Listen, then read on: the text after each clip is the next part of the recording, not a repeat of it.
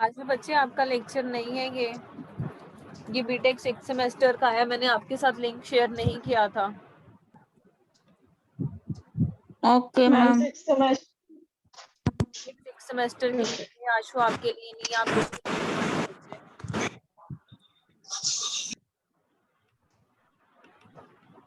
Good morning ma'am. हुई sir से बात regarding ID and passwords? Yes ma'am, मैं सर से हो गई है बात। क्या कहते हैं? वो बोल रहे खुद ही मैं लॉक कर दूंगा, आप बस पेमेंट कर लेना।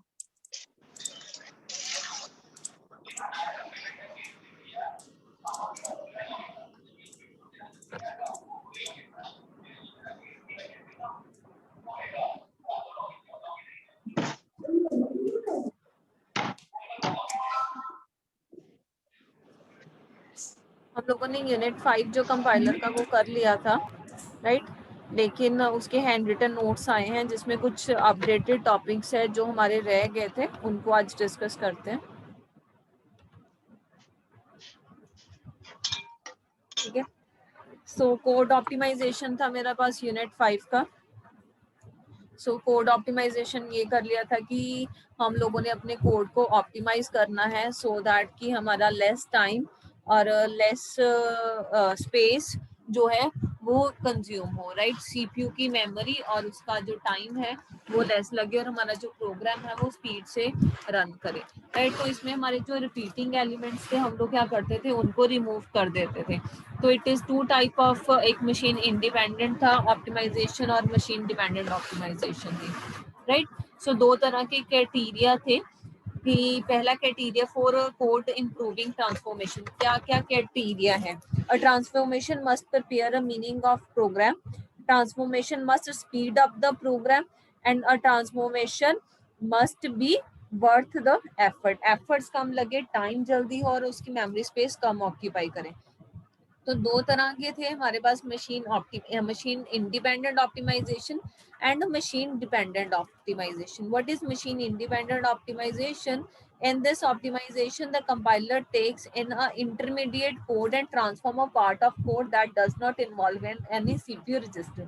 So intermediated code को करता था और वो वाली लाइंस को रिमूव कर देते थे जो हम लोग रिपीटिंग थी, राइट? तो उससे क्या होता है था कि सीपीयू की इन्वॉल्वमेंट नहीं थी और मेरी जो मेमोरी थी उसकी स्पेस कम लगती थी। आफ्टर दैट मशीन डिपेंडेंट, वो वाला कोड जो मशीन के ऊपर डिपेंड करता है। Machine dependent optimization is done after the target code has been generated.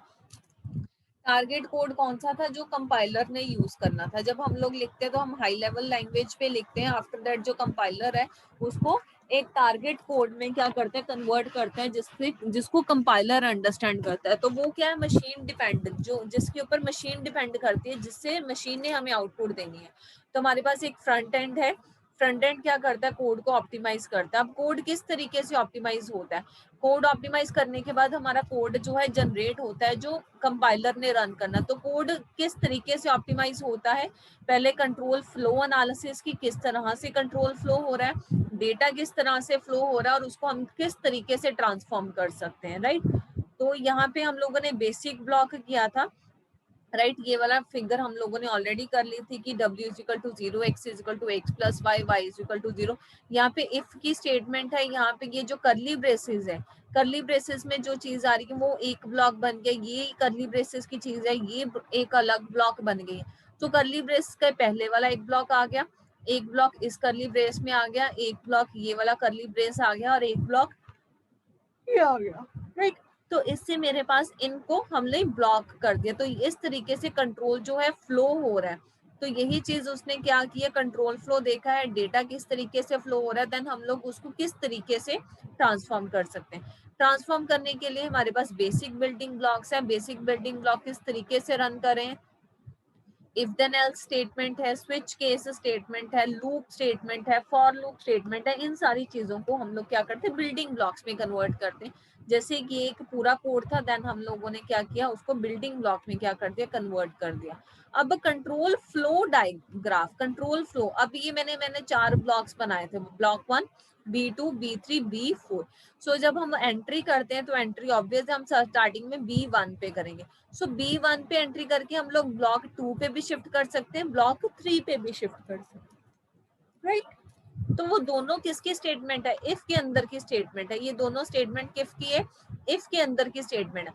अगर मेरी स्टेटमेंट इफ वाली ट्रू हो जाती है, राइट, अगर मेरी इफ वाली स्टेटमेंट ट्रू हो जाती है तो हम लोग block 1, block 2, if statement true है तो हमें एल्स को रन करने की कोई जरूरत नहीं है। इफ स्टेटमेंट ट्रू है तो हम B4 को रन करके एग्जिट कर जाएंगे। इन केस यहाँ पे मेरे पास फॉल्स रिजल्ट मिल जाता है कि इफ स्टेटमेंट मेरी फॉल्स हो जाती है, उस केस में मुझे ब्लॉक 3 को रन करना है, एल्स पार्ट को रन करना है। एल्स पार्ट को रन करके मैं ब्लॉक 4 को रन करके एग्जिट करूंगी। तो इस तरीके से हम लोग ब्लॉक को रन करते हैं। जो हम लोगों ने लास्ट लेक्चर में किया था उसमें ये एंट्री और एग्जिट डायग्राम नहीं था।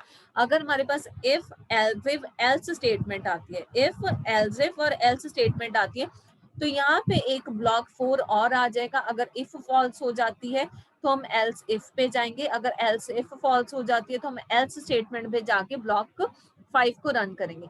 तो जितने भी ब्लॉक हैं वो ब्लॉक हमारे इस स्टेटमेंट पे, इस इंटरमीडिएट पे आएंगे। Block 2, block 3, block 4, block 5 up to so on. जब हमारी स्टेटमेंट ट्रू हो जाती है हम बाकी स्टेटमेंट्स को इग्नोर करके एग्जिट स्टेटमेंट को क्या करते हैं? रन करते हैं। तो ये क्राइटेरिया हम लोगों ने लास्ट जो मैंने आपको नोट्स दिए थे PDF फाइल उसमें नहीं थे, वो ये कंट्रोल फ्लो डायग्राम इसमें था, इसलिए मैंने ये हैंड रिटन नोट्स आप लोगों के लिए रेडी करे हैं। उसके बाद था प्रिंसिपल सोर्स ऑप्टिमाइजेशन, राइट। तो प्रिंसिपल सोर्स ऑप्टिमाइजेशन वाला टॉपिक भी नहीं था, तो वो यहाँ पे ऐड हुआ है। प्रिंसिपल सोर्स ऑप्टिमाइजेशन किस तरीके से हम लोग कोड को क्या करते हैं? ऑप्टिमाइज करते हैं। दो तरीके से जो कोड है वो ट्रांसफॉर्म होता है, एक लोकल और एक global. These two things are highlighted in the notes. A transformation of a program is called local if it performed at looking only one statement of the basic block. अगर तो एक statement पे ही run हो जाता है तो उसको क्या बोलेंगे? लोकल। अगर वो एक स्टेटमेंट से ज्यादा स्टेटमेंट पे जाता है तो उस चीज को क्या बोलेंगे? ग्लोबल। एक स्टेटमेंट का मतलब है अगर मेरे इस प्रोग्राम में इफ की लूप है, राइट, अगर इफ लूप जो है वो मेरी रन हो जाती है, हम लोग एल्स स्टेटमेंट में नहीं जाते। इट मींस कि मेरी फर्स्ट स्टेटमेंट आ गई है और सेकंड स्टेटमेंट में हम लोगों ने एग्जिट कर दिया, हम लोगों ने सिर्फ एक ही स्टेटमेंट को लुक किया, और ऑन दैट टाइम वो स्टेटमेंट क्या होगी? Local statement. अगर हम दोनों स्टेटमेंट्स को विजिट करें उस केस में वो local as well global statement होगी, लोकल स्टेटमेंट नहीं होगी। तो some useful code improving transformations क्या कहते हैं? चार तरीके हैं। कॉमन सब एक्सप्रेशन एलिमिनेशन, अगर मेरे पास एक एक्सप्रेशन 2 या 3 बार आ रहा है हम लोग उस एक्सप्रेशन को एलिमिनेट कर सकते हैं। कॉपी प्रोपेगेशन, अगर कोई कोड कॉपी हो रहा है उस चीज को एलिमिनेट करना है। डेडलॉक एलिमिनाइजेशन, जैसे आप लोगों ने ऑपरेटिंग सिस्टम में पढ़ा था डेडलॉक का कंसेप्ट, अगर वो डेडलॉक आता है तो हम लोग डेडलॉक को एलिमिनेट करेंगे। देन कांस्टेंट फोल्डिंग, इस चीज को हम लोगों ने क्या करना है? इन चीजों को रिमूव करके हम लोगों ने क्या करना है? कोड को ऑप्टिमाइज करना है। सो सबसे पहले हम लोग देखेंगे कॉमन सब एक्सप्रेशन को कैसे हम लोग एलिमिनेट कर सकते हैं। An occurrence of an expression E is called common sub expression if E was previously computed and the values of the variable in E have not changed since the previous computation. इसका मतलब ये है कि मैंने कोई इस तरीके की स्टेटमेंट अपने प्रोग्राम में लिखी है जिसके साथ मेरी प्रोग्राम की प्रीवियस स्टेटमेंट को कोई फर्क नहीं पड़ रहा, तो दो तरह के सब एक्सप्रेशंस रिमूव कर सकते हैं, लोकल एंड ग्लोबल। अब देखो ये जो कोड है ब्लॉक नंबर 5, इसको ध्यान से देखो। T6 स्टेटमेंट क्या कहती है? 4 into I, और T7 स्टेटमेंट भी क्या कह रही है? 4 into I, राइट। तो ये दोनों स्टेटमेंट क्या है? रिपीटिंग स्टेटमेंट है। अगर हम इनमें से किसी एक स्टेटमेंट को रिमूव कर देंगे मेरे कोड को कोई फर्क नहीं पड़ेगा, मेरे कोड को कोई फर्क नहीं पड़ेगा। तो यहाँ पे जब मैंने ब्लॉक को ऑप्टिमाइज किया है तो मैंने क्या किया? T6 is equal to 4 into I, x में क्या है? Is equal to A T6, तो x मेरे पास आ गया A T6। उसके बाद T7 क्या है? फिर से 4 into I, लेकिन 4 into I तो T6 स्टेटमेंट में भी है, तो मैंने यहाँ पे कोड को ऑप्टिमाइज करना है और T7 स्टेटमेंट को मैंने क्या कर दिया? एलिमिनेट कर दिया है। आफ्टर दैट T8 स्टेटमेंट क्या कहती है? 4 into J, तो T8 स्टेटमेंट लगा दी है मैंने 4 into J. After that T9 क्या है, A ऑफ T8, तो ऑब्वियस है 9 स्टेटमेंट आगे is equal to A of T8। After that A T7 is equal to T9। अब मैंने यहाँ पे देखो T7 स्टेटमेंट क्या थी, 4 इंटू आई, लेकिन T7 मैंने क्या कर दी थी, एलिमिनेट कर दी थी कोड को ऑप्टिमाइज करने के लिए। तो इंस्टेड ऑफ यहाँ पे T7 मेरे पास कौन सी स्टेटमेंट आ जाएगी, T6, जिसकी स्टेटमेंट क्या, 4 इंटू आई। तो यहाँ पे A T7 को रिप्लेस करके हम लोगों ने क्या लिख दिया, A ऑफ T6। तो यहाँ पे क्या आ गया, A of T6 is equal to T of 9। After that मेरे पास है A of T10 is equal to 4 into I J. अब देखो T10 पे क्या है, 4 इंटू आई जे, और यहाँ पे T8 पे भी क्या है, 4 इंटू आई जे। तो ये स्टेटमेंट क्या हो रही है, रिपीट हो रही है।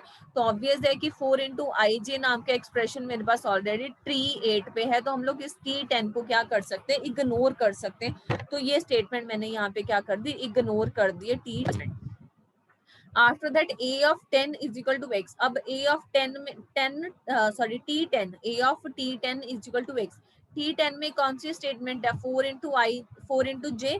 4 इंटू जे कहाँ स्टोर है, T8 पे। तो यहाँ पे एक्सप्रेशन क्या बन जाएगा, A bracket T of 8 is equal to x। तो यहाँ पे क्या आ गया, A T of 8 is equal to x and go to B2। तो B2 स्टेटमेंट पे हमें जाना है। तो यहाँ पे अब ये देखो, यहाँ पे मैंने दो स्टेटमेंट्स को एलिमिनेट किया है, जो मेरा कोड है वो क्या हो गया, ऑप्टिमाइज हो गया है। तो इस चीज से हम लोग क्या कर सकते हैं, अपने लोकल और ग्लोबल वेरिएबल्स को क्या कर सकते हैं, एलिमिनेट कर सकते हैं, अपनी रिपीटिंग ग्रुप्स को एलिमिनेट कर सकते हैं अपने कोड को ऑप्टिमाइज करने के लिए। क्लियर है, ये चीज हम लोगों ने यस लास्ट मैम, हाँ जी। करी थी। आफ्टर दैट है ग्लोबल कॉमन एक्सप्रेशन। अब ग्लोबल कॉमन सब एक्सप्रेशन को किस तरह, वो लोकल सब एक्सप्रेशन थे, अब हम लोगों ने ग्लोबल कॉमन सब एक्सप्रेशन को क्या करना है, एलिमिनेट करना। How we can eliminate these expressions, here the expressions can be eliminated which are occurring in some other blocks। उस एक्सप्रेशन को एलिमिनेट करना है जो किसी और ब्लॉक में है। अब देखो हम लोगों ने I is equal to m minus 1, j is equal to n, t1 is equal to 4 into n, and v is equal to a of t1।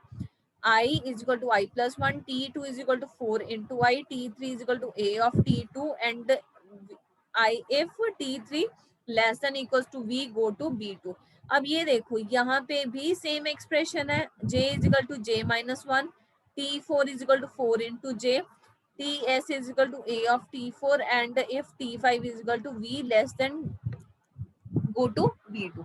अब ये मेरे पास एक्सप्रेशन है। अब नीचे क्या है, if i greater than equal to j then go to B6 block. हम लोगों ने कौन से ब्लॉक पे जाना, B6। तो यहाँ पे मेरे पास B5 ब्लॉक है, यहाँ पे मेरे पास कौन सा ब्लॉक है, B6 ब्लॉक है, राइट।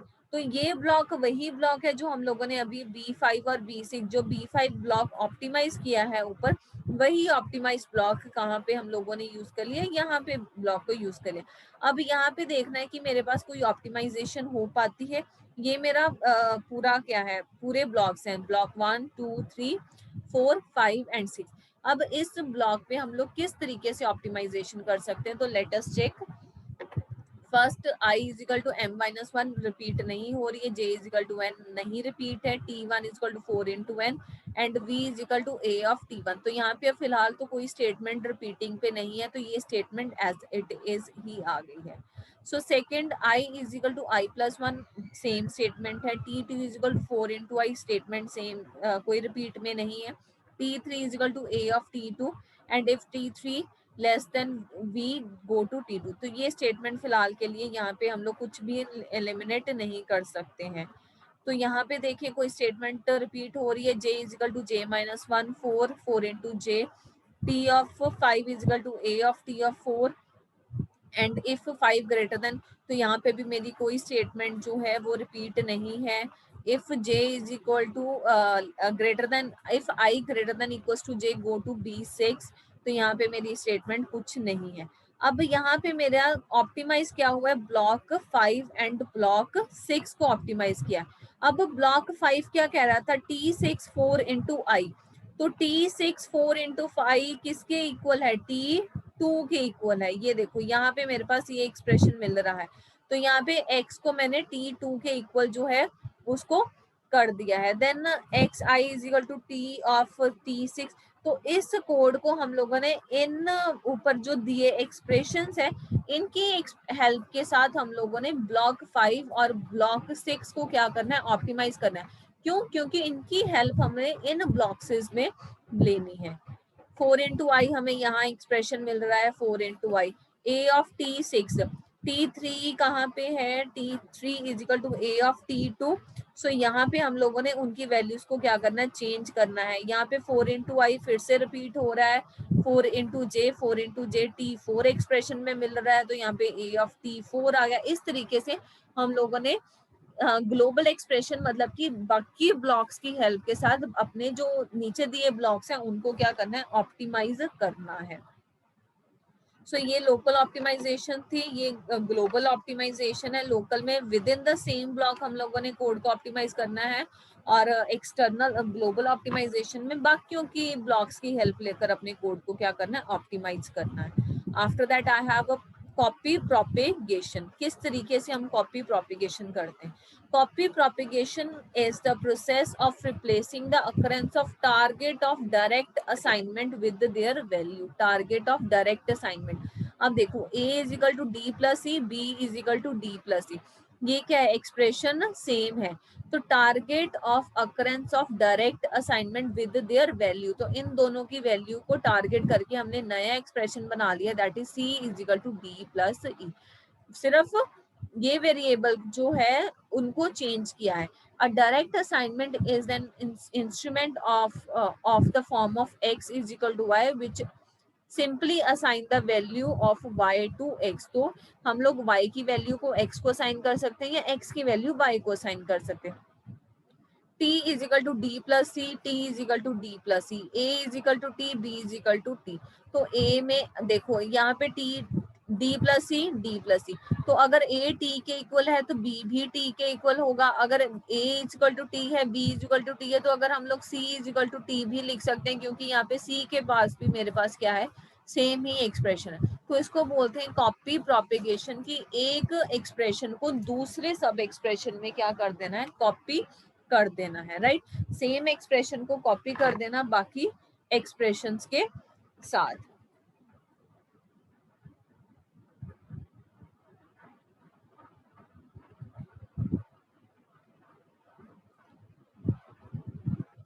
तो यहाँ पे x is equal to,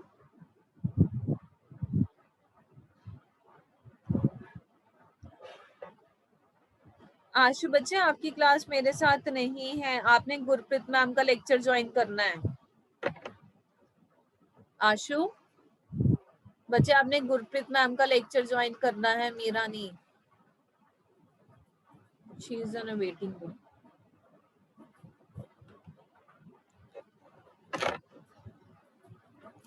So x is equal to T3, a is T2, T5 and a of T4 is equal to x।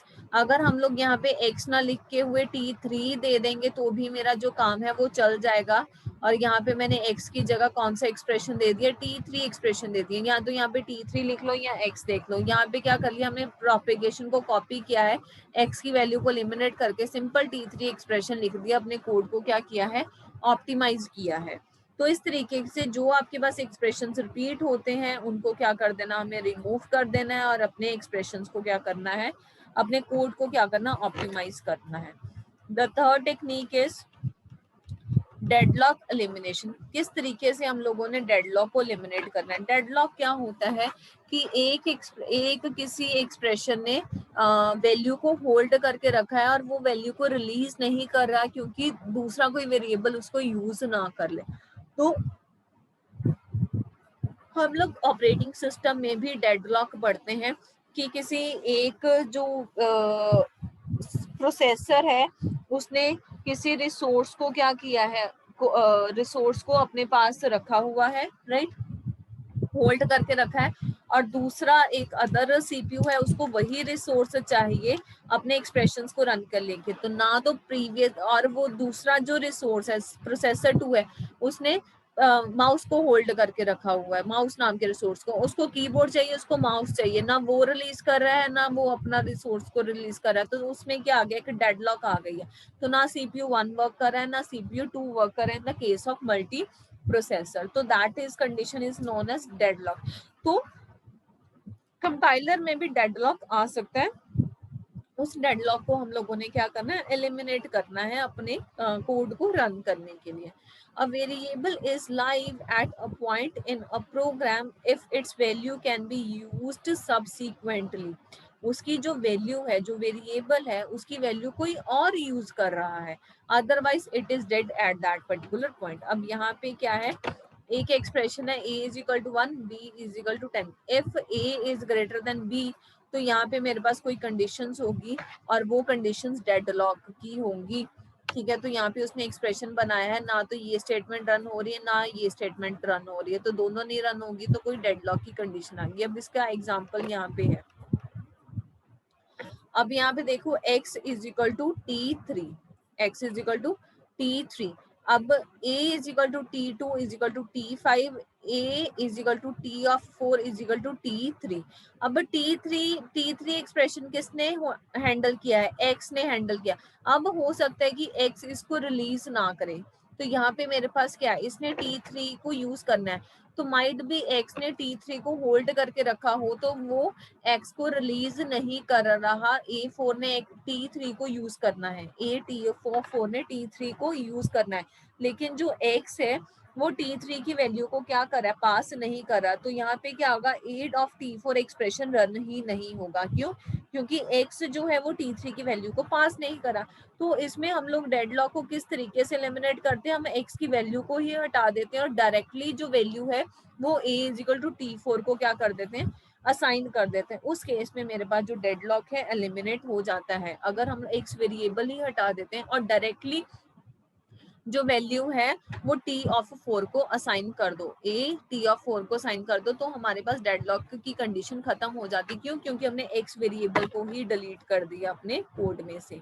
तो समटाइम ऐसा भी हो सकता है कि जो x वैल्यू है वो T3 की वैल्यू को रिलीज ना करे, कॉन्टिन्यूसली उसको फॉर लूप में अपडेट करती जाए, राइट। तो उस केस में मेरे पास ये एक्सप्रेशन रन ही नहीं होगा। उसके बाद है मेरे पास फोर्थ है, that is constant folding. Constant folding क्या चीज है?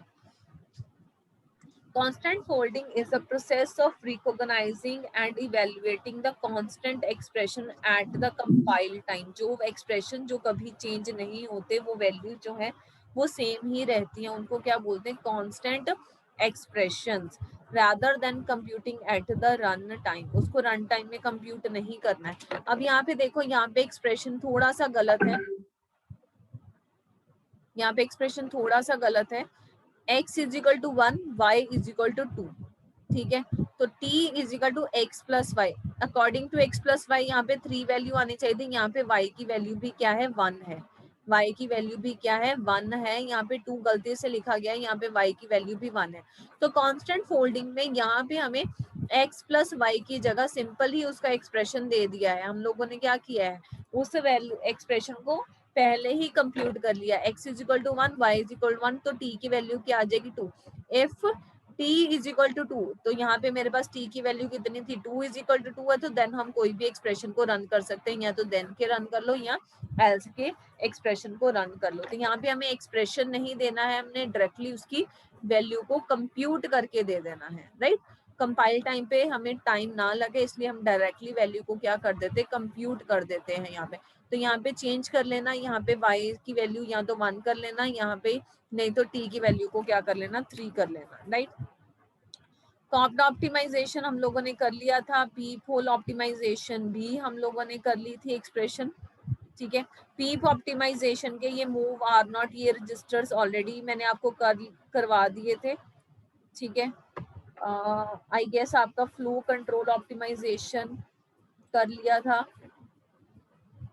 algebraic specification, reduction in strength, use of machine idioms, ये डायरेक्टेड असाइक्लिक ट्री हमें ऑलरेडी ये वाला एक्सप्रेशन सॉल्व कर चुके हैं हम लोग, ठीक है। इस एक्सप्रेशन को सॉल्व कर लिया है।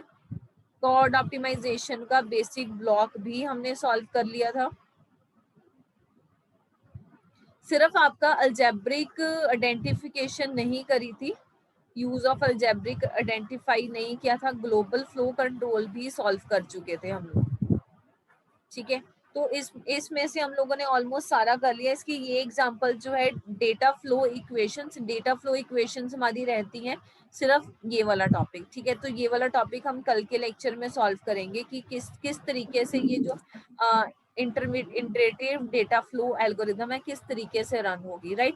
तो सिर्फ डेटा फ्लो इक्वेशन है ये तुम लोगों की पेंडिंग है, बाकी ऑलमोस्ट जो कोड ऑप्टिमाइजेशन का पार्ट है वो डन है, राइट। तो इसको हम लोग कल के लेक्चर में डिस्कस करेंगे। ओके। ओके।